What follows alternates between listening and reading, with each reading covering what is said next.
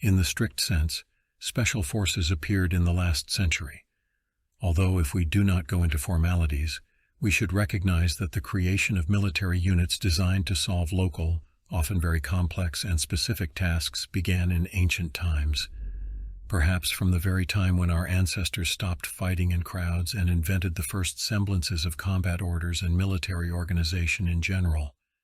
In any case, echoes of modern special forces are found in the times of antiquity, in ancient Greece. Cryptians are knight saboteurs. The role of the first violin, of course, belongs to the Hellenes, Spartans. We know about the rite of Cryptia, which appeared in the times of the legendary legislator Lycurgus, and perhaps even earlier. The essence of the rite is quite bloodthirsty. Upon reaching the age of majority, young Spartiates, taking a minimum set of products and armed with a dagger, went to the neighboring mountains to kill elots. From this custom was born a special unit that existed in the Spartan army, which apparently so-called Cryptii.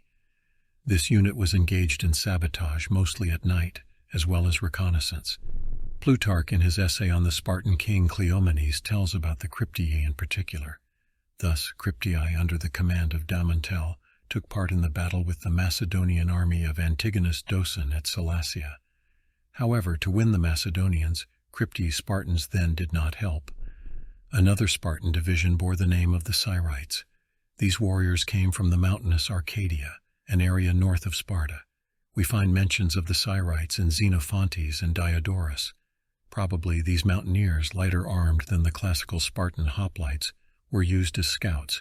During the campaign, as Xenophon notes, they marched ahead of the army, and in some cases as a special anti-crisis unit, a kind of fire department. Diodorus of Sicily describes the participation of the Syrites in the fighting between Sparta and Thebes. The unit, known among the Spartans as the Syrites, did not stand in line with the others, but was under the king, and went to support the units that from time to time fell into distress. And since it consisted of selected fighters, it was an important factor in the general battle to tip the scales and, in general, decide the victory. The battle swimmers of Athens. Unlike Sparta, Athens was a maritime power, and so it is no surprise that Athens was the place where naval special forces came into being. Recounting the Athenian siege of Syracuse during the Peloponnesian War, Thucydides reports one unusual operation. When the Athenian fleet under the command of Nicias, Lemachus, and Alciviad approached the harbor of Syracuse, sailors noticed that to approach the port of the ships interferes with the palisade. Then to the underwater fence put forward a large ship. From there jumped out swimmers and, under fire from enemy archers, in full shooting from the walls, began to remove the fence, filing logs underwater. With the task swimmers coped, but to take Syracuse Athenians then failed, and they lost the Peloponnesian War. The Boeotian flamethrowers. From the same Thucydides we can learn about another special purpose unit, the Boeotian flamethrowers. Of course, it is impossible to compare them with the units that operated during the Second World War. They have little in common. The Boeotians had one large flamethrower and the team that operated it. Obviously the operation of a rather complex, for its time, but extremely effective in combat machine required not only strength and skill, but also special skills. Combat application of the unusual device also took place during the Peloponnesian War, during the siege by the Boeotians of the Athenian city of Delia. Here is how Thucydides describes the terrible weapon. Boeotians brought to the fortification of the war machine of such a device, sawed a large log in half, all of it hollowed out, and again carefully folded both parts like a tube, to the end of the log attached to the chains of the boiler. From the log descended into the boiler iron blowing tube. Most of the log was also upholstered with iron.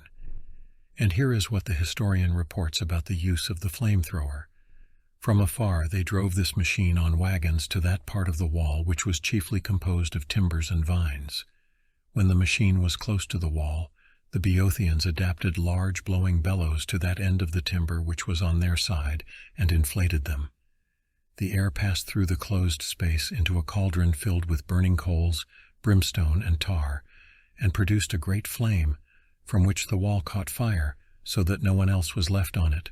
All abandoned it and fled, and thus the fortification was taken. Unfortunately, we do not know whether the Boeotian flamethrower was used in other battles, or whether it was a one-time action. But we do know that more than 200 years later, similar devices, the so-called Pavsistratus friars, were installed on Greek triers, and these shipboard flamethrowers helped the fleet of Rhodes in battles with the squadrons of the Syrian king Antiochus the Great.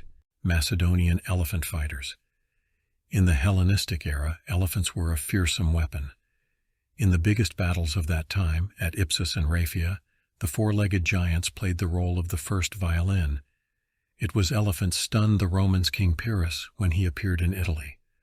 However, rather quickly against elephants began to find an antidote.